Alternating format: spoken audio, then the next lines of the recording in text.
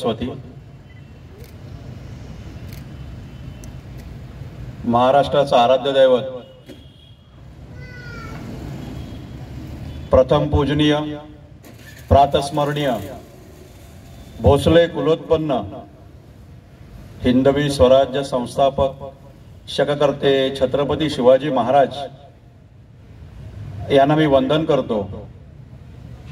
आदरणीय व्यासपीठ, येथे उपस्थित असलेले सर्व मान्यवर आणि आपल्यासारखे रसिक शिवप्रेमी जे आज वेळात वेळ काढून शिवचरित्राबद्दल माहिती घेण्यासाठी, माझे 2 शब्द ऐकण्यासाठी इथे आलेले आहेत, त्यांनाही मी विनम्र अभिवादन करतो।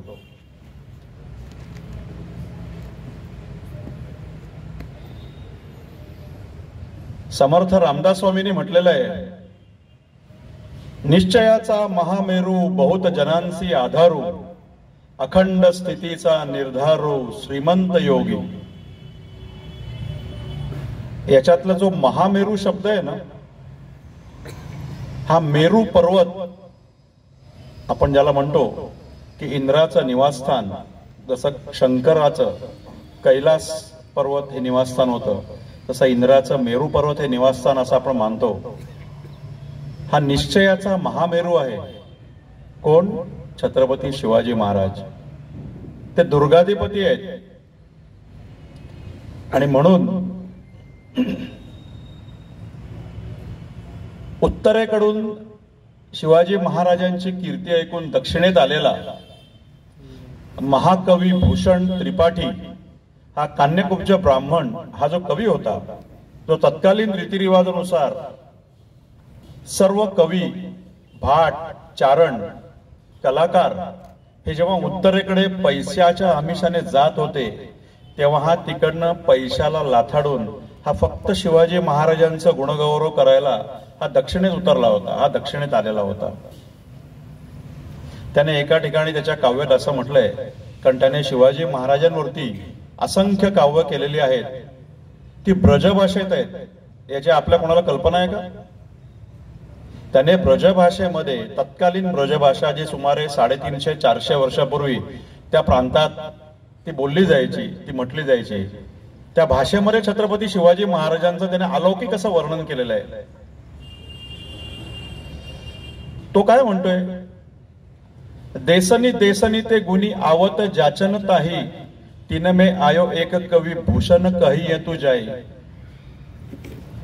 रायगडावरती छत्रपती शिवाजी महाराजांचा चरित्रचंद्रमा पाहण्यासाठी, ऐकण्यासाठी, अनुभवण्यासाठी अनेक दिग्गज, अनेक लोक जे इथे आले, जगातून, जगभरातून, विविध प्रांतातून, देशातल्या, त्यात मी हा भूषण, हा मी पण एक इथे आलेलो आहे। तो पुढे असं म्हणतोय, छत्रपती शिवाजी महाराजांनी त्यांचं दुर्गावरती, त्यांचं गडांवरती, त्यांचं किल्ल्यांवरती आतोनात प्रेम होतं छत्रपती शिवाजी महाराजांचं, आपल्या सगळ्यांना माहिती आहे। त्यांना दुर्गाधिपती असं म्हणत। आणि कविभूषण त्यांना काय म्हणतोय? दक्षिणक सब दुग्ग जीती दुग्ग सहाय विलास, शिवसेवक शिव गणपती कियो रायगड वास। दक्षिण प्रांतातील समस्त दुर्ग, समस्त किल्ले, समस्त गड हे छत्रपती शिवाजी महाराजांनी आपल्या समशेरीच्या जोरावर, आपल्या पराक्रमाच्या जोरावर, आपल्या शौर्याच्या जोरावरती जिंकले। आणि या सर्व गडांचा राजा असा जो रायगड किल्ला आहे, आपल्या कोकणातला रायगड किल्ला आहे, तो अतिशय बेलाग, अतिशय उत्तुंग आणि जिंकण्यास अत्यंत कठीण असा हा जो किल्ला आहे, रायगड किल्ला, त्या किल्ल्यावरती त्यांनी आपलं निवासस्थान केलं। त्या किल्ल्याला त्यांनी आपली राजधानी बनवली। बाबासाहेब पुरंदरे, आदरणीय शिवशाहीर, हे नेहमी सांगायचे, आजच्या पिढीला, आजच्या पुढच्या पिढीला, आपल्या मुलांना छत्रपती शिवाजी महाराजांच्या चारित्र्याची जर का आवड लावायची असेल, तर जसं आपण दिवाळीमध्ये त्यांच्याकडून मातीचे किल्ले करून घेतो, तर बाबासाहेब नेहमी सांगायचे, ही मातीचे किल्ले करणारे बालवीर किंवा हे शिवप्रेमी उद्या मोठे झाल्यानंतर देशासाठी छातीचे किल्ले करतील।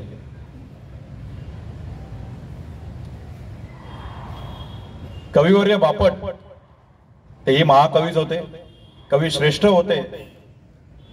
आणि कविवर्य वसंत बापट ते असं म्हणतात त्यांच्या एका काव्यामध्ये, भव्य हिमालय तुमचा आमचा केवळ माझा सह्यकडा, भव्य हिमालय तुमचा आमचा केवळ माझा सह्यकडा, गौरी शंकर उभ्या जगाचा मनात पूजिन रायगडा, धिक तुमचे स्वर्गही साथी इथली चुंबीन मी माती, या मातीचे कणलोहाचे तृणपात्याना खडग कळा, कृष्णेच्या पाण्यातून अजूनही वाहत असे लाव्हा सगळा. एक नाटक आपल्या इथे आलं होतं, बहुतेक वसंतराव कानेटकरांनी लिहिलं होतं, जेव्हा गवताला भाले फुटतात. सह्याद्री, हा जो सह्याद्री आहे, हा सह्याद्री छत्रपती शिवाजी महाराजांचा पाठीराखा होता.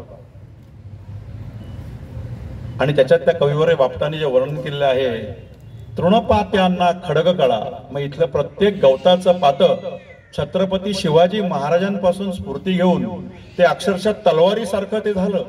प्रत्येक माणसाच्या हातात एक स्वातंत्र्याची ज्योत, एक स्वातंत्र्यासाठी प्रतिकार करण्याचं शस्त्र म्हणून ते हातामध्ये त्यांच्या आलं. अशी एक एक समर्पक वर्ण छत्रपती शिवाजी महाराजांच्या दुर्ग प्रेमाबद्दल केली जातात. हा जगातील एकमेव राजा आहे ज्याचा जन्म हा गडावरती झालेला आहे. त्याचं बालपण, त्याचं तारुण्य हे देखील गडांच्या अंगाखांद्यावरनं त्याचं गेलेलं आहे. ज्येष्ठ शुद्ध त्रयोदशी या दिवशी, या तिथीला, त्या दिवशी इंग्रजी तारीख होती 6 जून 1674. आणि या दिवशी छत्रपती शिवाजी महाराजांनी या सुमुहूर्तावरती जो स्वतःला राजाभिषेक करून घेतलेला आहे, तो देखील त्यांनी रायगडावरती केलेला आहे, राजधानी रायगडावरती. आणि या महापुरुषाचं, या अलौकिक पुरुषाचं, या छत्रपती शिवाजी महाराजांच्या शककर्त्या राजाचं, जिजाऊ साहेबांच्या शिवबाचं निधन देखील रायगडावरतीच झालेलं आहे. त्यामुळे हा सर्वार्थाने दुर्गाधिपती असा हा राजा आहे, हे जगाच्या इतिहासातील एकमेव उदाहरण असलं पाहिजे. किती भाग्यशाली आहे राजा हा, या महाराष्ट्राच्या मातीत जन्माला आला, जिथे आपण जन्मलो. पण आज काही वेळा अशी खंत मनाला वाटते की छत्रपती शिवाजी महाराजांचं जेवढं कौतुक आपल्या देशात व्हायला पाहिजे, आपल्या महाराष्ट्रात व्हायला पाहिजे, आपल्या आत्ताच्या राज्यकर्त्यांकडून व्हायला पाहिजे, तेवढं केलं जात नाही. कौतुक म्हणण्यापेक्षा त्यांचं अनुशासन, त्यांचं अनुकरण हे आपण त्यांचं जर का खरोखर आपल्या जीवनात जर का केलं तर ते फार महत्वाचं ठरेल.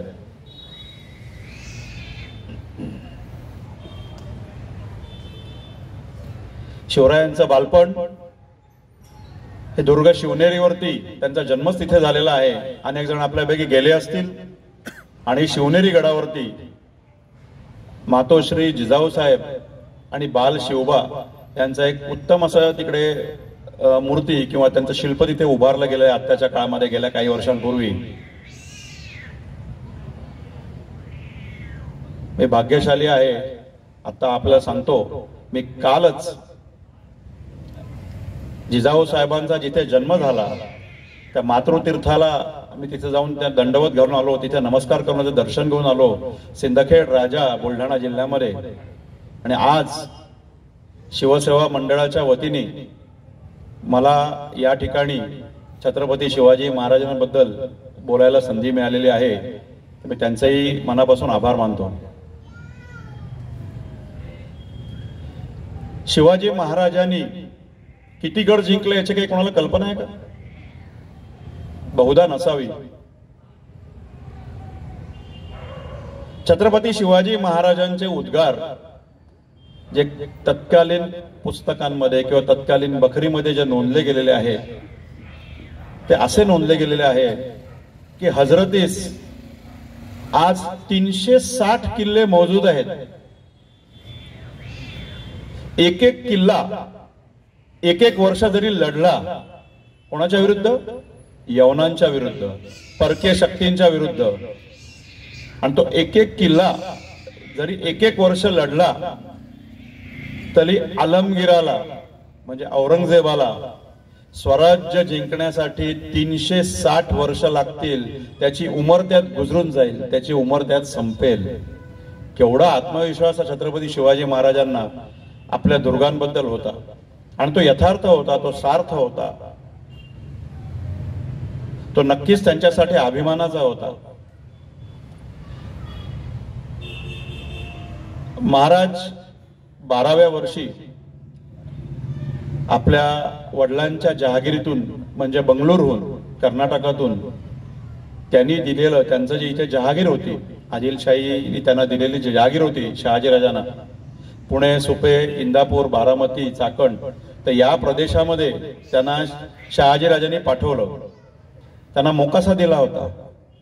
मोकासा म्हणजे काय? मोकासा म्हणजे कारभार करण्याचा किंवा ती जहागीर सांभाळण्याचा तात्पुरता अधिकार, त्याला मोकासा म्हणतात. छत्रपती शिवाजी महाराज तेव्हा बाल शिवाजी होते, ते जिजाऊसाहेब शहाजी राजांच्या विश्वासातील कारभारी दादोजी कोंडदेव. आणि आपल्याला आश्चर्य वाटेल, स्वराज्य संकल्पक सरलष्कर महाराज साहेब शहाजीराजे यांनी 12व्या वर्षी छत्रपती शिवाजी महाराजांना जे आपण राजमुद्रा बघतो, ती राजमुद्रा त्यांच्या पदरच्या संस्कृत पंडितांकडून, विद्वानांकडून सिद्ध करून लिहून ती त्यांना दिलेली होती. आपल्याला कल्पना आहे या गोष्टीची? 12व्या वर्षी. कारण शहाजीराजांनी देखील स्वराज्य स्थापनेचा जवळजवळ 2 ते 3 वेळा प्रयत्न करून बघितला होता, स्वतंत्र राज्य स्थापनेचा, पण तो अयशस्वी ठरला होता. 1636 मध्ये त्यांच्या त्या अखेरच्या प्रयत्नाला सुरुंग लागला. शहाजहान आणि इकडनं आदिलशहा, आणि शहाजहानच्या सूचनेप्रमाणे आदिलशहाने त्यांना नोकरीत घेतलं, पण त्यांना दूर तिकडे महाराष्ट्रापासून लांब असं कर्नाटकात पाठवलं. बंडखोरी किंवा स्वातंत्र्याची ठिणगी त्यांच्या मनामध्ये पेटू नये, पुन्हा ती जिवंत राहू नये, ती तेवती राहू नये म्हणून त्यांना तिकडे लांब पाठवलं. पण शहाजी महाराजांच्या मनातील ही जी स्वतंत्र राज्याची जी एक प्रेरणा होती ती कायम होती. आणि त्यांनी 12व्या वर्षी मातोश्री जिजाऊसाहेब आणि बाल शिवाजी यांना जेव्हा पुन्हा त्यांनी पुणे परगण्यातल्या आपल्या जहागीरवरती पाठवलं, तेव्हा त्यांच्याबरोबर राजमुद्रा करून दिली होती, त्यांच्याबरोबर अष्टप्रधान मंडळ करून दिलेलं होतं. कल्पना आहे कोणाला याची? आपण फक्त राजाभिषेकाच्या समयी महाराजांचे जे अष्टप्रधान तिथे उभे होते एवढंच विवेचन किंवा आपलं वर्णन त्याचं ऐकतो, त्याचं लेखन असेल कुठे केलं ते आपण पुस्तकातून वाचतो. पण 12व्या वर्षी अष्टप्रधान मंडळ त्यांच्यासोबत शहाजीराजांनी इथे महाराष्ट्रामध्ये पाठवलेलं होतं. सम्राज निळकंठ रांजेकर हे त्यांचे पहिले पंतप्रधान होते त्या काळातले. दादोजी कृष्ण लोहकरे होते.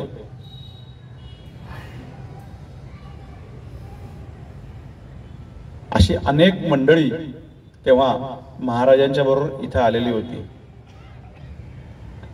12व्या वर्षी महाराज जेव्हा मावळात आले तेव्हा त्यांनी संपूर्ण मावळ पालथ घालायला त्यांनी सुरुवात केली. 16व्या वर्षी रोहिड खोऱ्यातील रायरेश्वराच्या शंकराच्या भगवान शंकराच्या मंदिरामध्ये त्यांनी स्वराज्याची शपथ घेतली. हे आपल्याला माहिती असेलच. त्यांचे सवंगडी जे होते त्या सवंगड्यांना गोळा करून त्यांनी तिथे स्वराज्य स्थापनेची सुरुवात केली, तिथे शपथ घेतली. आणि अथक प्रयत्नांनी त्यांच्या वयाच्या 44व्या वर्षी रायगडावरती हिंदवी स्वराज्याचं स्वतंत्र सिंहासन त्यांनी स्थापन केलं, तिथे निर्माण केलं. आणि ते शककर्ते सिंहासनाधिष्ठित छत्रपती चक्रवर्ती राजे झाले.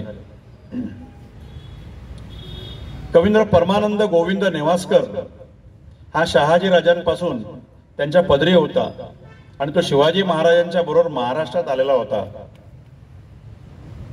कवींद्र परमानंद गोविंद नेवासकर हे देखील एक लेखक, एक विचारवंत, एक पंडित, एक विद्वान होते. आणि त्यांनी संस्कृतमध्ये शिवभारत हा ग्रंथ सिद्ध केलेला आहे.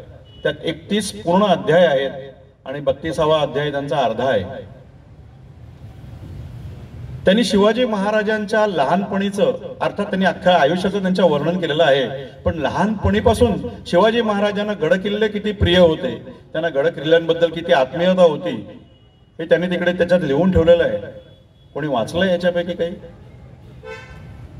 त्यांनी सांगितलंय, त्यांनी असं लिहिलंय, अनेक त्यांच्या शिवाजी महाराजांच्या लीला ज्या आहेत, बाललीला, त्यांच्यात वर्णन केलेले आहे. शिवाजी महाराज चेंडू खेळत, चेंडू फळीचा खेळ खेळत, आत्ताच्या आधुनिक भाषेत त्याला आपण क्रिकेट म्हणतो, तर क्रिकेट हे तेव्हा खेळायचे आणि तो चेंडू जेव्हा दूर जायचा तेव्हा ते आनंदाने त्याच्या मागे धावायचे चेंडू पकडण्यासाठी. ते वेगवेगळ्या प्राण्यांचे आवाज काढायचे, पक्ष्यांचे आवाज काढायचे. त्यांना सांभाळणाऱ्या ज्या दाई होत्या, त्या दाईना अचानक वाघाचा आवाज करून घाबरवायचे. ते माती खायचे, कॅल्शियमची डेफिशियन्सी. छत्रपती शिवाजी महाराज लहानपणी तिथे माती भरपूर प्रमाणात असायची गडदुर्गांवरती, आणि त्याच्यात ते माती खायचे. असे अनेक उल्लेख त्याच्यात केलेले आहेत कवींद्र परमानंदांनी. त्यातला एक महत्वाचा उल्लेख आहे, तो मी आपल्याला आता सांगतोय. शिवाजी महाराज लहानपणी त्यांच्या सवंगडान, बालसवंगडान जमवून जे खेळ करायचे, त्या खेळामध्ये ते मातीचे ढिगारे करायचे. जसं आज आपण दिवाळीमध्ये किल्ले करतो, तसं ते मातीचे किल्ले करायचे. त्याच्यावरती ते निशाण रोवायचे आणि त्या निशाणावरती प्रत्येकाचा एक एक किल्ला, मग हा किल्ला माझा, हा किल्ला माझा, हा किल्ला माझा, आणि अशा प्रकारे. आणि त्यावेळेला जिजाऊ साहेबांच्या डोळ्यामध्ये, त्यांच्या मनामध्ये, त्यांच्या हृदयामध्ये जे भाव उमटले असतील की शिवबा, आज तुम्ही फक्त हा खेळ करताय, तरुणपणी हा प्रत्यक्षात आला पाहिजे. आणि ही जी रयत आहे, ही रयत जी इथे त्रासली जाते, नागवली जाते, हिला त्रास दिला जातो, ही पिडली जाते, यवनाधामांच्या स्वाऱ्यांनी, तिला तुमच्याकडनं न्याय मिळाला पाहिजे. आणि त्यासाठी तुम्ही असंख्य किल्ले जिंकावेत, असा आशीर्वाद त्या मातोश्री जिजाऊ साहेबांनी शिवबाला दिला असेल, आणि तो दिला होताच. एक उदाहरण मी सांगतो. जिजाऊ साहेबांना स्वतः गड किल्ल्यांवरती, दुर्गांविषयी त्यांच्याबद्दल किती प्रेम होतं, त्यांच्याबद्दल किती तळमळ होती. मिर्झा राजे जयसिंह आणि दिलेर खान यांची स्वारी जेव्हा स्वराज्यात आली होती, त्यावेळेला स्वराज्याला बऱ्याच प्रमाणामध्ये तोशीस लागली होती, म्हणजे त्रास झाला होता, त्याला घरघर लागली होती. शिवाजी महाराजांचं सैन्यबळ आणि शाहिस्ते खानाचा प्रचंड सेनासागर, कारण 5 लाखाची फौज घेऊन जवळजवळ तो आला होता असं कागदोपत्री नमूद आहे. आणि त्याने शिवाजी महाराजांच्या नवनिर्माण होत असलेल्या स्वराज्यामध्ये जागोजागी त्याने आपलं सैन्य फेकलेलं होतं, की जिथे जिथे तुम्हाला संधी मिळते तिथे शिवाजी महाराजांचा, त्यांच्या गडदुर्गांचा, त्यांच्या सैन्याचा बंदोबस्त करा, जेणेकरून शिवाजी जेरीस येऊन तो उघड्या मैदानावरती येईल. कारण तेव्हा शिवाजी राजगडावरती होते. राजगड हा एक अत्यंत बेलाग दुर्ग आहे, आणि छत्रपती शिवाजी महाराजांनी त्यांची जी पहिली राजधानी मानतात, त्या गडावरून त्यांनी 24 ते 25 वर्ष आपला राज्यकारभार केलेला आहे. राजगड कोणी बघितलाय आपल्यापैकी? राजगड जर का बघितला असेल तर तो गरुडाच्या पंखासारखा आहे, आणि त्याच्या मानेसारखा तो असा विस्तारित 3 माच्या त्याच्या 3 ठिकाणी आहेत. आणि तो सपाटीवरती असल्यामुळे एका प्रसंगी दिलेर खानाचा जे सैन्य कंट्रोल, तिथला फौजेचा अधिकारी होता, सैन्याचा अधिकारी होता, मिर्झा राजे, हे संपूर्ण त्या मोहिमेचं नेतृत्व करत होते. आणि दिलेर खानाच्या फौजा, त्यांच्या सैन्य, त्यांच्या सरदारांच्या फौजा या जवळजवळ राजगडाच्या पायथ्यापर्यंत आल्या होत्या. आणि अशा परिस्थितीमध्ये महाराजांच्या मनामध्ये नक्कीच विचार आला असेल की फार धोकादायक आहे, आणि कालांतराने त्यांनी आपली राजधानी जी आहे ती उघड्या जमिनीवरून किंवा सपाटीवरून त्यांनी कोकणासारख्या जो सह्याकड्यांनी वेढलेला जो रायगड आहे, कारण रायगडाच्या भोवती अनेक गडांची तटबंदी आहे, त्याच्या भोवती नैसर्गिक अनेक कड्यांची तटबंदी आहे. तिथे लिंगाणा आहे, तिथे चमारगड आहे, तिथे सोनगड आहे, आणि असे अनेक किल्ले रायगडाच्या अवतीभोवती त्याच्या पहाऱ्यासाठी किंवा त्याच्या रक्षणाकरता तिथे उभे आहेत. आणि या सगळ्यांच्या मध्ये दुर्गराज रायगड उभा आहे. तर राजगड जो आहे, तर राजगडाच्या 3 माच्या आहेत, एक पद्मावती माची जी बालेकिल्ल्यावरती आहे. बालेकिल्ला म्हणजे गडाचा सगळ्यात उंच भाग जो आहे, जिथे बहुधा राजा एक सुरक्षिततेच्या दृष्टीने किंवा राजनिवास हे तिथे बांधलेलं असतं, तिथे ते संरक्षित केलेलं असतं.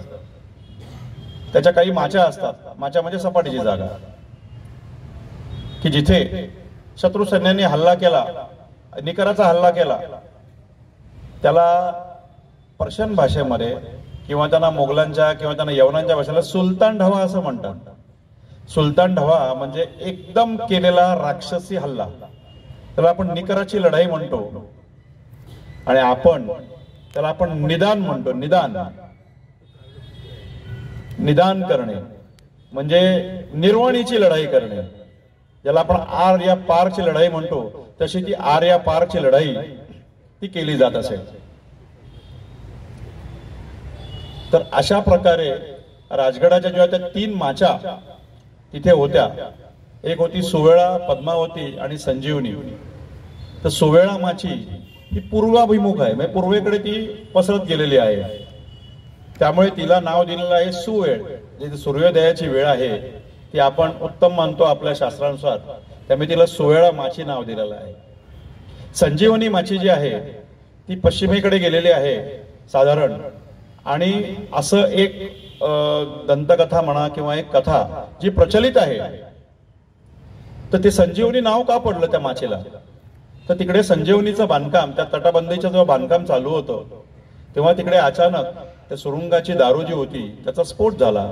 आणि तिथे काम करणारे काही जे कामगार होते ते कामगार हवेत उडाले. त्यातला एक जो होता तो अत्यंत जबर जखमी झाला, पण तो वाचला, तो मेला नाही, तो दगावला नाही. त्याला जणू काही नवसंजीवनी मिळाली. आणि म्हणून त्या माचीचं नाव तिकडे ठेवलं गेलं संजीवनी माची. पद्मावती माची जी आहे तिथे पूर्वापार एक पद्मावती देवीचं मंदिर आहे, तळं आहे तिकडे, ब्रह्मर्षीचं तळं आहे, आणि त्यामुळे ती पद्मावती माची आहे. असा हा राजगड जो आहे, हा राजगड उंच खूप आहे.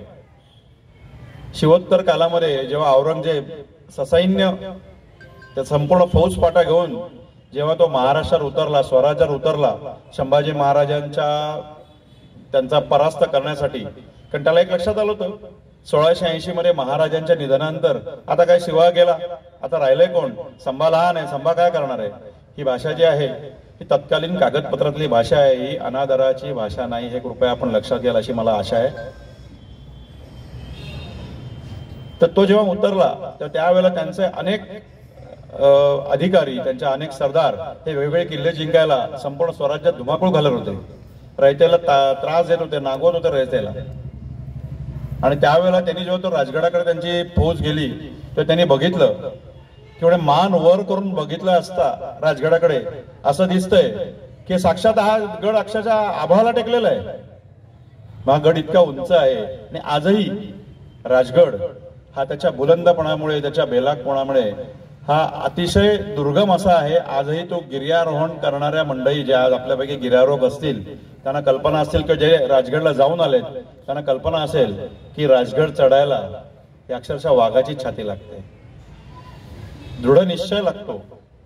आणि एक अत्यंत मला अभिमानाने आणि आनंदाने आणि कृतज्ञतापूर्वक सांगावं असं वाटतं की माझे गुरुवर्य, ज्येष्ठ इतिहास अभ्यासक श्रीयुत आप्पासाहेब परब दादर, हे त्यांच्या वयाच्या 80व्या वर्षीपर्यंत राजगड अतिशय सहजपणे चढून जात असत. आता ते 84-85 वर्षाचे आहेत, पण त्यांना आता सध्या वयोमानामुळे आणि शारीरिक थोडंसं कमकुवतपणामुळे त्यांना जाता येत नाही. पण 80व्या वर्षापर्यंत गुरुवर्य आप्पासाहेब परब हे राजगड चढून जायचे. ते रायगडी चढून जातात. रायगडला रोपवे केलेला आहे, आपल्याला कल्पना असेल, पण रायगडला रोपवेचा त्यांनी वापर केलेला नाही. कारण त्यांचं म्हणणं असं आहे की ज्या छत्रपती शिवाजी महाराजांनी हे गड निर्माण करून एक स्वराज्य निर्माण केलेलं आहे, ते स्वतः गड चढून जायचे. कारण छत्रपती शिवाजी महाराज स्वतः गड चढून जायचे याचा उल्लेख कागदपत्रात आहे. 1673 साली टॉमस निकल्स नावाचा एक ईस्ट इंडिया कंपनीचा अधिकारी किंवा डेलिगेट किंवा वकील हा जेव्हा रायगडला आला होता तेव्हा त्याने त्याच्यात नमूद करून ठेवलेलं आहे, कारण तो काही वेळ खाली रायगडवाडीला तिथे त्याचा मुक्काम होता. रायगडवाडी ही साधारण पाचाडच्या पेक्षा थोडी वरती, कारण रायगड आता आपण जो बघतोय, आपण रायगड कोणी बघितला असेल माझ्यामध्ये, तर रायगड आता जो आपला सुरुवात होते ते तर रोपवेने होते, रोपवे स्टेशन, किंवा जे चालत जातात, जे चढून जातात, त्यांचा तो चित दरवाजा जो तिथे आहे, त्या चित दरवाजापासून रायगडाची सुरुवात होते आत्ताच्या काळामध्ये. पण शिवकाळामध्ये रायगडचा जो पायथा होता तो 9 किलोमीटर खाली, आज इथे कोंजर गाव आहे. आपण जर का गाडीने तिथे आला असाल, गाडीने रायगडाकडे गेला असेल, प्रस्थान केलं असेल, त्यावेळी आपल्या लक्षात येईल की कोंझर जे आहे त्या कोंझर गावापासून रायगड तेव्हा चालू होत असे शिवकाळामध्ये. आणि म्हणून जेव्हा जुल्फिकार खान संभाजी महाराजांच्या मृत्यूनंतर 1689 मध्ये साधारण ऑगस्ट सप्टेंबरच्या महिन्यामध्ये तो रायगडला जेव्हा आला रायगड जिंकण्यासाठी, तेव्हा त्याला रायगड वेढता आला नाही, कारण रायगडला वेढा घालणं हे अशक्य आहे. आज गेले अनेक वर्ष रायगडची परिक्रमा केली जाते, रायगडची प्रदक्षिणा घातली जाते. ज्येष्ठ पत्रकार कैलासवासी सोमनाथ समेळ साहेब यांनी ती प्रदक्षिणा, त्याचं ते कार्य सुरू केलं होतं. अनेक वर्ष त्यांनी चालू ठेवलं. आजही अनेक तरुण गिर्यारोहक रायगडला प्रतिवर्षी आणि अनेकदा अशा प्रदक्षिणा घालतात. पण तो प्रदक्षिणेचा मार्ग आहे तो खूप छोटा आहे. त्या मानाने जरी तो जवळजवळ 6-6.5 किलोमीटरचा असला तरी तो त्या मानाने खूप लहान आहे. कारण पूर्वीचा जो रायगड होता त्याचा जो सुरुवात होती ती कोंझर पासून खाली 9 किलोमीटर आहे. पाचाड आपण नेहमी ऐकतो की जी पाचाड हा रायगडचा तिथे मध्यभाग आहे. आता आपण पाचाडला थोडा मुक्काम करतो, मग पुन्हा तिथून वरती जाऊन रोपवेने वरती जातो. पाचाड हा गडाचा मध्यभाग होता.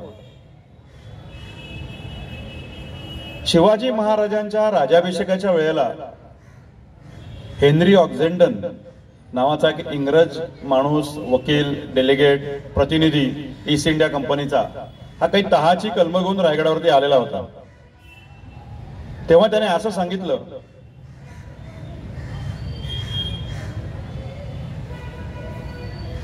रायगड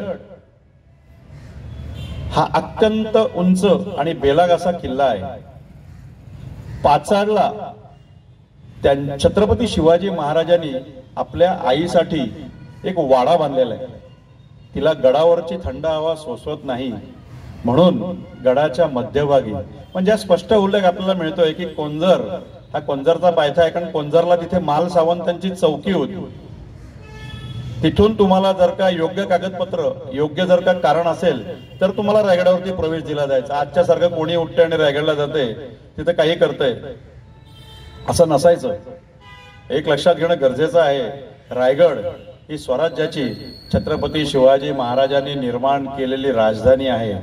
आजही जर का आपण विचार केला तर दिल्लीला माननीय पंतप्रधानांचं निवासस्थान जे आहे, माननीय राष्ट्रपतींचं जे निवासस्थान आहे, किंवा आपल्या इकडे आपण बघतो मुंबईमध्ये मुख्यमंत्री असतील किंवा राज्यपाल असतील किंवा अशा कोणी महनीय व्यक्ती असतील तर त्यांच्या निवासस्थानी किंवा त्यांच्या इथे जिथे त्यांचं वसतिस्थान आहे तिथे सहसा असा कोणालाही प्रवेश दिला जात नाही, कारण ते संरक्षित असतं.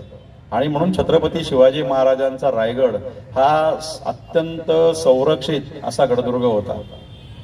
तर टॉमस निकल्स तो जिथे राहिला होता त्या रायगडवाडीमध्ये, कारण रायगडवाडी अशी ती जागा आहे, आजही आहे, ती छोटेखानी आहे. जेमतेम एक अर्धा किलोमीटरचा तो परिसर किंवा त्याची लांबी आहे. ते छोटंसं गाव आहे तिकडे रायगडवाडी म्हणून, शिवकालीन गाव आहे, महत्वाचं गाव आहे. त्या रायगडवाडी मधून रसद, वरती जी रसद म्हणजे ज्याला शिधा म्हणतो, पुरवठा म्हणतो सामानाचा, तो सामानाचा पुरवठा रायगडवाडीतून वरती होत असे रायगडाला. तो रायगडवाडी तिथे राहिला होता. निराजीरावजी त्यांच्या तिथे वाडा होता आणि त्या वाड्यामध्ये शिवाजी महाराज गडावरती नसल्यामुळे टॉमस निकल्सला जवळजवळ महिना सव्वा महिना तिथे मुक्काम करायला लागला होता.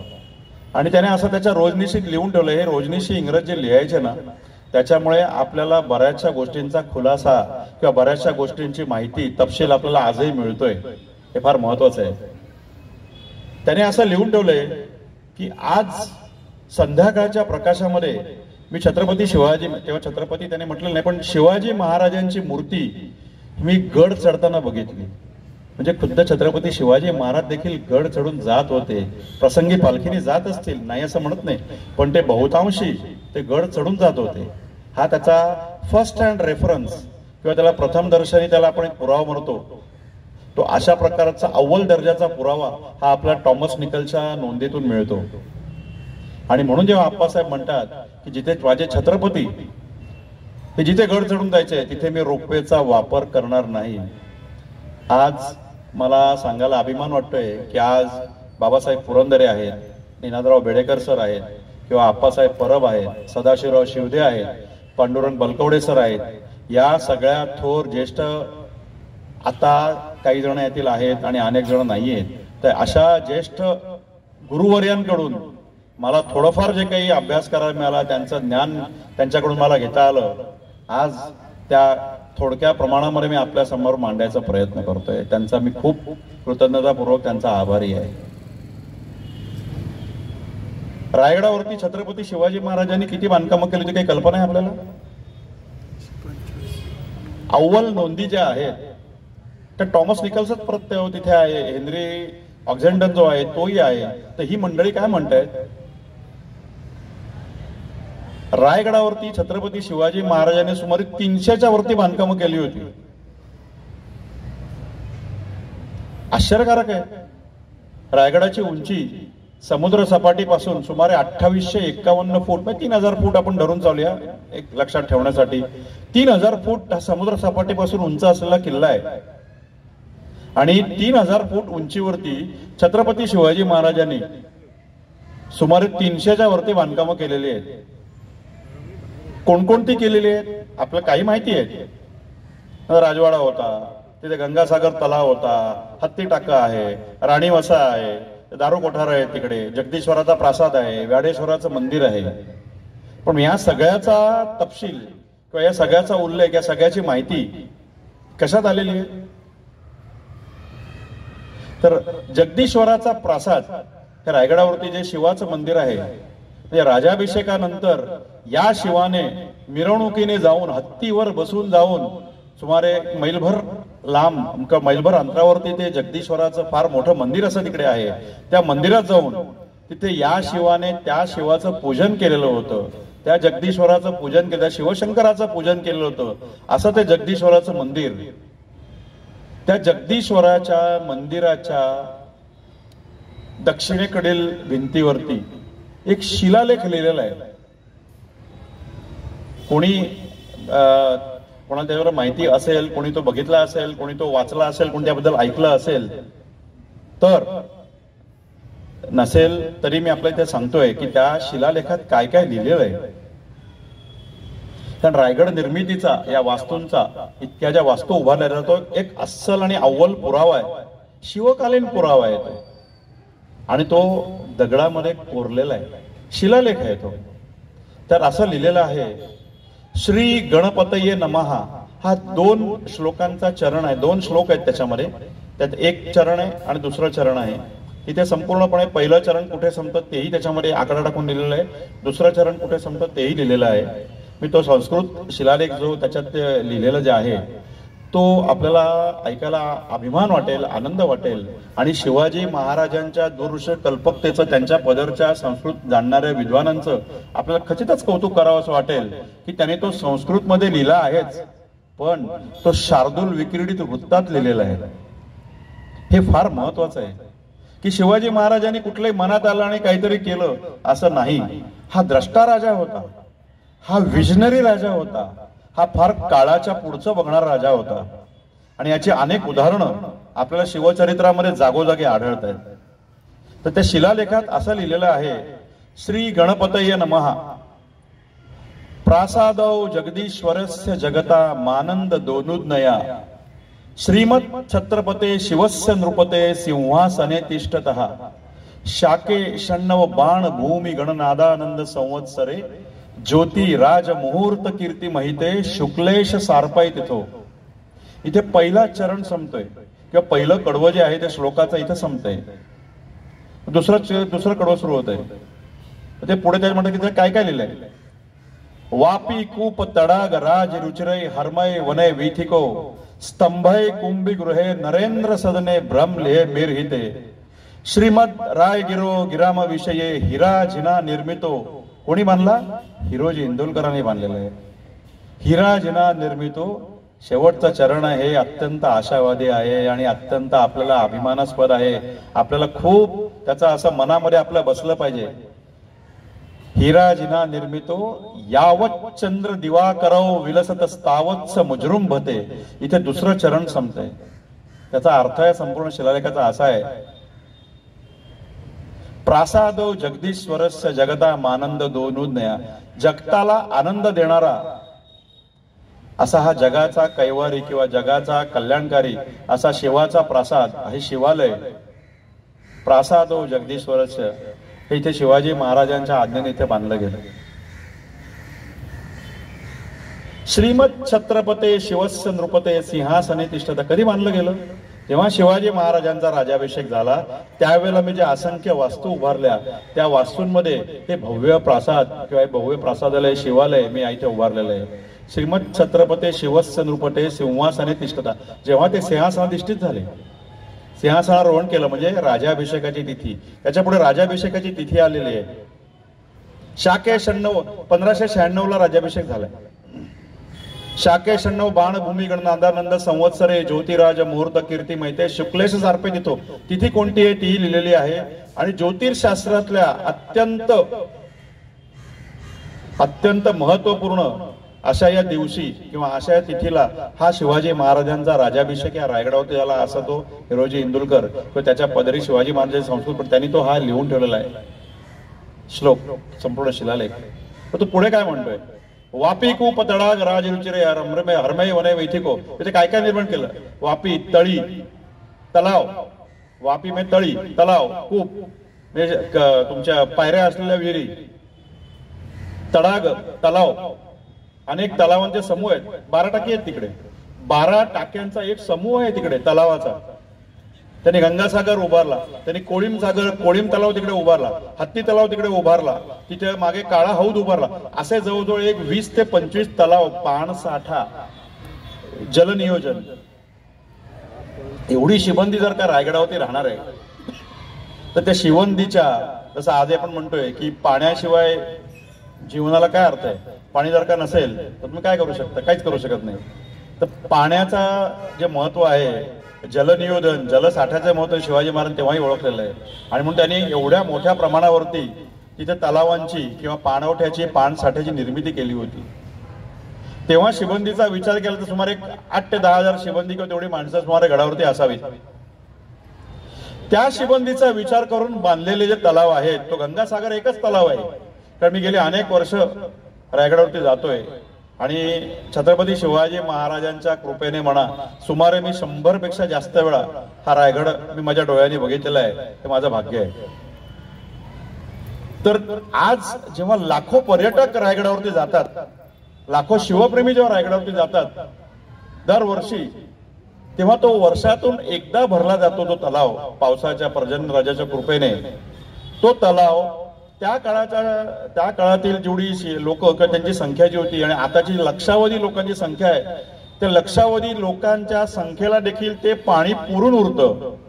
हा राजाचा जो विजनरी जो भाग आहे, जे दूरदृष्टी जी आहे ही किती महत्वाची आहे. जेव्हा त्यांनी अनेक अशा प्रकारचे रायगडांवरती बांधकामं केली, त्याच्यात ही फार मोठी दूरदृष्टी आहे की एक तलाव बांधला, माझ्या पुरतं झालं, माझं काम नाही. तलाव असे बांधले तिथे जिवंत. आज रायगड मी मगाशी म्हटलं की 3000 फूट उंच रायगड आहे, तिथे त्यांना जिवंत झरे मिळालेले. आश्चर्य वाटेल, पण हे खरंच शिवाजी महाराजांचा, त्याला आपण काय म्हणू, तो अंश जो कुठे त्यांच्यामध्ये आलेला आहे. कारण आपण हे रायगडाचं एक उदाहरण घेतलं. रायगड कधी जिंकला माहिती आहे आपल्याला महाराजांनी? कधी त्यांच्या ताब्यात आला? हा मे महिन्यामध्ये 16 मेच्या आसपास 1656 मध्ये जेव्हा महाराज जावळीवरती त्या मोऱ्यांवरती चालून गेले आणि त्यांनी मोऱ्यांना परास्त केलं, तेव्हा तो दौलतराव मोरे, त्याला यशवंतराव असा चंद्रराव हा किताब होता, यशवंतराव मोरे. दौलतराव मारला गेला होता, नंतर यशवंतराव होता. यशवंतरावांनी पुन्हा महाराजांच्या विरुद्ध बंडाळी केली, त्यांना चंद्रराव हा आदिलशाहीकडनं किताब होता, चंद्रराव मोरे.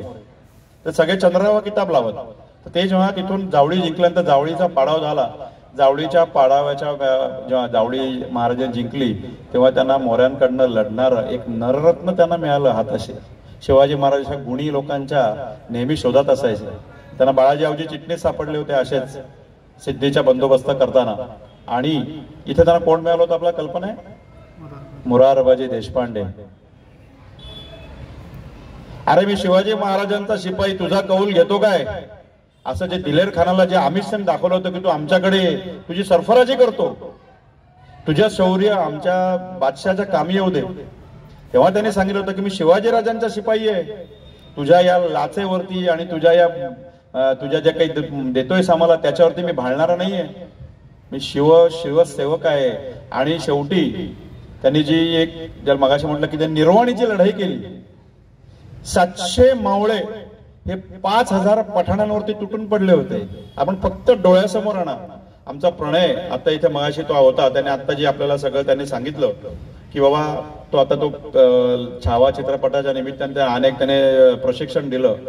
आणि लढाई करताना काय निर्वाणीची परिस्थिती असते, आणि त्या याच्यामध्ये मुरारबाजी देशपांड्यांचे 700 मावळे हे पुरंदरावरून ते त्या माचीवरती खाली उतरले, कारण काळा बुरुज पडला होता, सफेद बुरुज पडला होता. आणि आता पुढे जर का बाले किल्ल्यापर्यंत जर का यांचं दिलेर खानाचं सैन्य आलं तर अवघड होईल, म्हणून त्यांनी शेवटी ठरवलं की आता पठाण काही हटत नाही तर आपणच त्यांना कापायचं, आपण त्यांच्यावरती निकाराचा हल्ला करायचा, निर्वाणीचा. आणि त्यावेळेला मुरारबाजी देशपांडेंनी तो त्याच्यावरती हल्ला केला. तेव्हा दिलेर खान हत्तीवरती होता, हत्तीवरून तो लढाई बघत होता सगळी. आणि त्याने बघितलं मुरारबाजीचं शौर्य, दोन्ही हातात तलवार घेऊन मुरारबाजी लढतोय, त्याचे सगळे मावळे लढतायत. आणि पहिल्या तडाख्यामध्ये इतिहासात नमूद केलेलं आहे 700 मावळ्यांच्या पहिल्या तडाख्यामध्ये 1000च्या वरती पठाण कापले गेले. मुघलांचं जे सैन्य होतं, दिलेर खानाचं जे सैन्य होतं, 5000 पठाणांचं सैन्य, त्यातले 1000 पठाण त्यावेळेला कापले गेले होते. आणि त्यावेळेला हे शौर्य बघून दिलेर खानाने हात उंचावून ती लढाई थांबवली.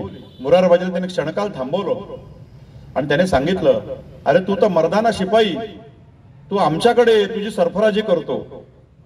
आणि तेव्हा हे बाणेदार उद्गार मुरारबाजीने काढले. बघा शिवाजी महाराजांनी काय तोला मोलाची माणसं निर्माण केलेली आहेत, जे कोणताही एक पैशाची म्हणा किंवा कोणत्याही एका वतनाची म्हणा, कोणत्याही एका त्याला काय म्हणू आपण, कुठलीही अभिलाषा मनात न ठेवता ते शिवाजी महाराजांसाठी आणि स्वराज्यासाठी प्राणार्पण करायला तयार झालेली माणसं आहेत. निष्ठावान, अत्यंत निष्ठावान. शिवाजी महाराजांच्या पायाशी त्यांच्या निष्ठा कायम व्हायलेल्या होत्या. असा हा मुरारबाजी देशपांडे, त्याने ते आम्ही झुडकावून लावलं. आणि पुढे आपल्याला माहिती आहे की त्याचं दिलेर खानाने लक्षात आलं की हा ऐकणारा नाहीये. त्यामुळे त्याने अंबारीतून धनुष्यबाण, त्याचं जे होतं धनुष्यबाण त्याने काढलं आणि त्याचं ते बाण त्याने प्रत्यंच्यावरती ताणला. आणि त्याने त्या अंबारीतून त्याने हत्तीवरनं बाण सोडला, कारण हत्तीवरनं तुम्हाला समोरचा जो शत्रू आहे तो जमिनीवरती आहे, त्यामुळे त्याला वेध घ्यायला सोपा होता उंचीवरनं. त्याने तो वेध घेतला आणि तो बाण आहे तो त्या मुरारबाजीच्या कंठातून आरपार झाला. मुरारबाजी तिकडे गतप्राण झाले. मावळ्याने त्याचं प्रेत, त्याचा जे निष्प्राण देह होता तो उचलला आणि ते पुन्हा गडावरती निघून गेले. ते कशासाठी निघून गेले? पुन्हा लढाईच्या तयारीने. दुसऱ्या दिवशी पुन्हा लढाईच्या तयारीने ते निघून गेलेले. ही शिवाजी महाराजांनी दिलेली प्रेरणा जी आहे, जी ऊर्जा आहे, जो मंत्र आहे स्वराज्य रक्षणाचा मंत्र, हा किती महत्वाचा आहे हे आपल्याला लक्षात येईल. तर त्या जावळीच्या युद्धामध्ये जेव्हा महाराजांना हे मुरारबाजी सारखं एक नररत्न मिळालं होतं.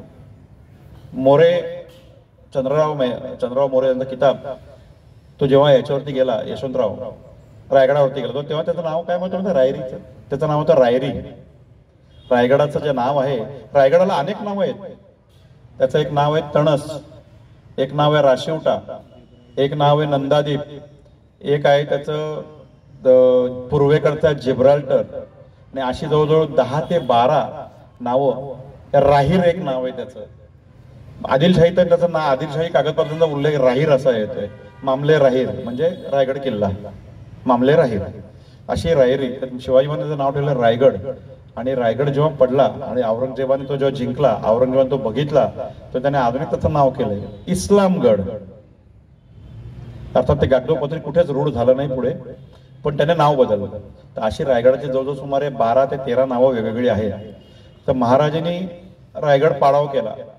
चंद्रराव मोरेचा पाडाव झाला, रायगड महाराजांच्या बघितला पहिल्यांदा, तेव्हा महाराजांचे उद्गार जे आहेत ते तेव्हा त्यांना महाराजांनी जी पहिली बखर लिहिली गेली आहे ती कृष्णाजी अनंत सभासद. सभासद त्याचं उपनाम आहे, त्याचा हुद्दा आहे, त्याचं टायटल आहे, त्यांचं आडनाव होतं हिरे पारखी.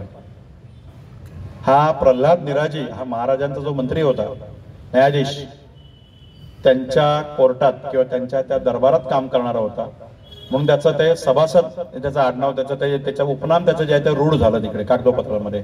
कृष्णाजी अनंत सभासद यांनी राजाराम महाराजांच्या आज्ञेने 15 वर्षानंतर महाराजांच्या निदान 15 ते 17 वर्षानंतर म्हणजे सुमारे 1695-1697 साली ही महाराजांच्या वरती जी आद्य बखर आहे सभासद बखर ही लिहिली.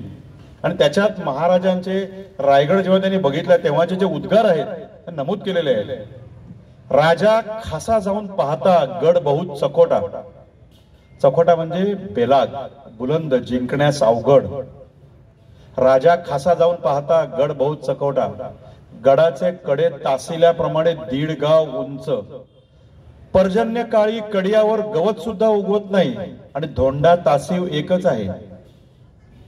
त्याने देवगिरी म्हटलंय, त्याने दौलताबाद म्हटलेलं आहे. दौलताबाद हा खरा यादवांचा किल्ला, त्याचं नाव नंतर बदललं गेलं, पण तो आपल्या राज्यात आपल्या साम्राज्यात असताना त्याचं नाव आहे देवगिरी.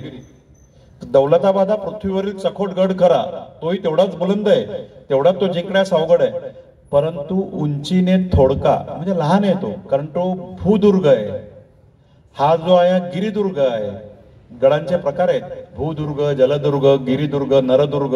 नरदुर्ग म्हणजे सैन्याची जी रचना केली जाते युद्धाच्या वेळेला तो नरदुर्ग म्हणून त्याला गणलं जात आहे. त्याच्यामध्ये अशा सुमारे 7 ते 8 वेगवेगळ्या प्रकारचे. वनदुर्ग आहे, वासोटा, तो सातारा जवळचा आहे, महाबळेश्वर, तो वासोटा किल्ला, तो वनदुर्ग आहे. अशा प्रकारची किल्ल्यांची वर्गवारी आहे. तो म्हणतो की राजा खासा जाऊन पाहता गड बहुत चकोटा. गडाचे कडे तासिल्याप्रमाणे 1.5 गाव उंच. 1.5 गाव म्हणजे सुमारे 1 गाव आपण म्हणतो की 1 किलोमीटर 1.5 किलोमीटर लांब, तेवढा तो उंच आहे. म्हणजे सुमारे मगाशी म्हटलं की 3000 फूट समुद्र सपाटीपासून उंच तो. पर्जन्य काळी कडियावर गवत सुद्धा उगवत नाही आणि धोंडा तासी एकच आहे. दौलताबाद हा पृथ्वीवरील चखोट गड खरा, परंतु उंचीने थोडका. दौलताबादचे दशगुणी उंच पाहून संतुष्ट झाले आणि बोलले तख्तास जागा हाच गड करावा. हे महाराजांचे जे उद्गार आहेत हे उद्गार आज आपल्या सुदैवाने, आपल्या नशिबाने नोंदले गेलेले आहेत आणि ते इथे आज आपण ऐकू शकतो, वाचू शकतो, पाहू शकतो. ही फार मोठी अभिमानाची, आनंदाची गोष्ट आहे. तर असा हा जो रायगड आहे, हा रायगड छत्रपती शिवाजी महाराजांनी 1671 पासून त्यांच्या मनात, जसं मगाशी म्हटलं की दिलेर खानाच्या आणि शाहिस्ते खानाची जी आपल्या याची जी स्वारी आली होती शाहिस्ता खानने मिर्झा राजा जयसिंहाची, तर तिथपासून त्यांच्या मनात तो राजधानी हलवायचा विचार तो बळावत चालला होता. म्हणजे तो प्रबळ होत चाललेला होता की सपाटीवरची राजधानी शत्रूला वेढण्यास किंवा शत्रूला आक्रमण करण्यास खूप सोपी आहे.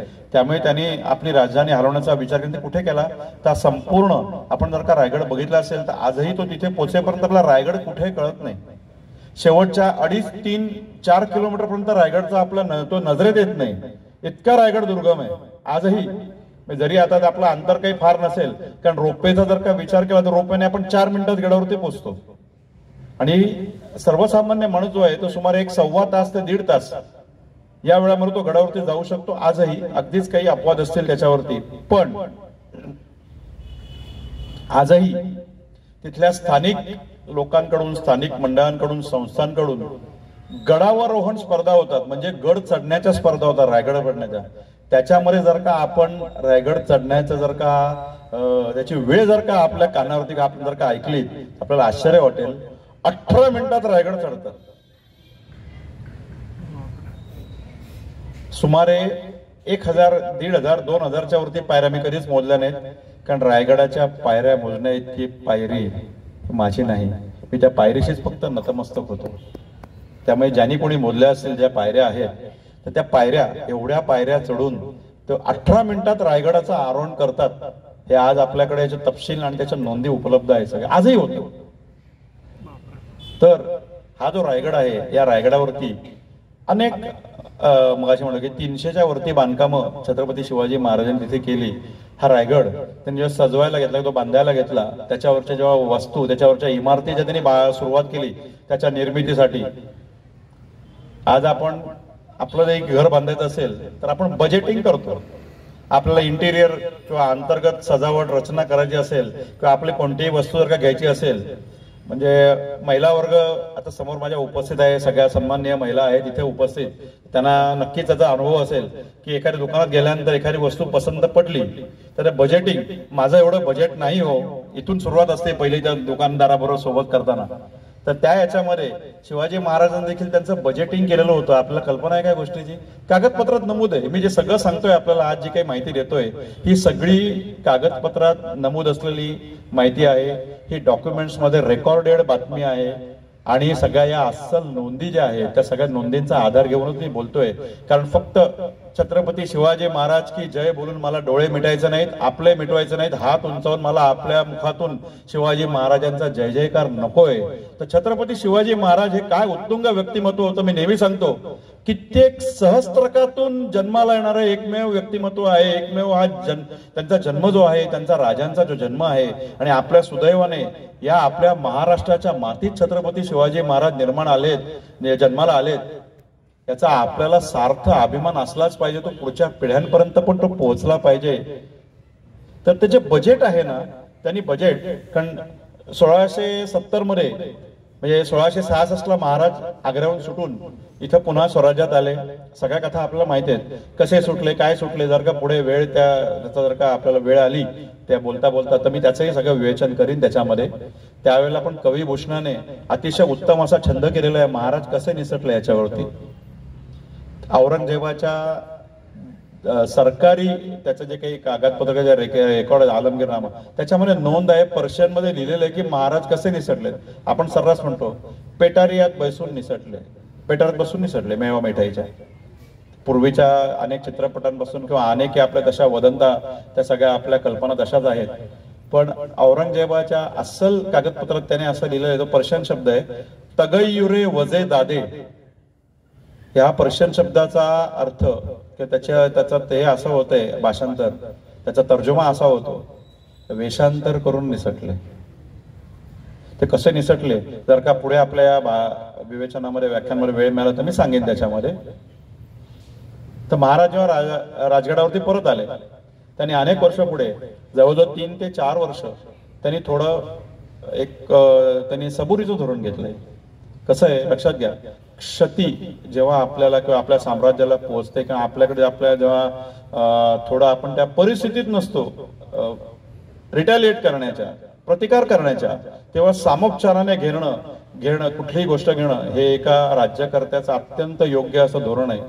अविचारीपणे वागून कोणत्याही प्रकारच्या सैन्याच्या हालचाली, आर्थिक तरतुदी या करणं हे शहाणपणाचं लक्षण नाही. शिवाजी महाराजांनी पुरेपूर ठाऊक होतं आणि म्हणूनच त्यांना आपण आज जाणता राजा, त्यांना श्रीमंत योगी हे छत्रपती शिवाजी महाराजांना समर्थ रामदास स्वामींनी जे 2 शब्द किंवा 2 शब्दांचा संच समूह जो योजलेला आहे तो किती महत्वाचा आहे. जाणता राजा आणि श्रीमंत योगी. हा जो योगी असतो, हा जो बैरागी किंवा जो विरक्त वृत्तीचा असतो, त्याच्याकडे संपत्ती नसते, तो श्रीमंत कधी नसतो, तो अध्यात्माकडे वळलेला असतो, त्याला समाजाच्या भल्याची चिंता असते. आणि जो श्रीमंत असतो तर बहुतांशी आपण बघितलंय काही रतन टाटांना, कैलासवासी रतन टाटांसारखी मंडळी ज्यांनी अत्यंत समाजासाठी अनेक गोष्टी केल्या, आणि अशी काही मंडळी थोडकी ते श्रीमंत असतात पण ते विरक्त वृत्तीचे नसतात, ते योगी वृत्तीचे नसतात, ते सब भूमी गोपाल की अशा हिशोबाने आपल्याकडे सगळं जेवढं येईल तेवढं ठेवायचा प्रयत्न करत असतात. शिवाजी महाराज कसे होते, ते श्रीमंतही होते, ते दानशील होते, ते धर्मशील होते, ते धैर्यशील होते, ते सर्वज्ञपणे सुशील होते. हे रामदास स्वामींचं वर्णन जे आहे ना ते फार यथार्थ आहे.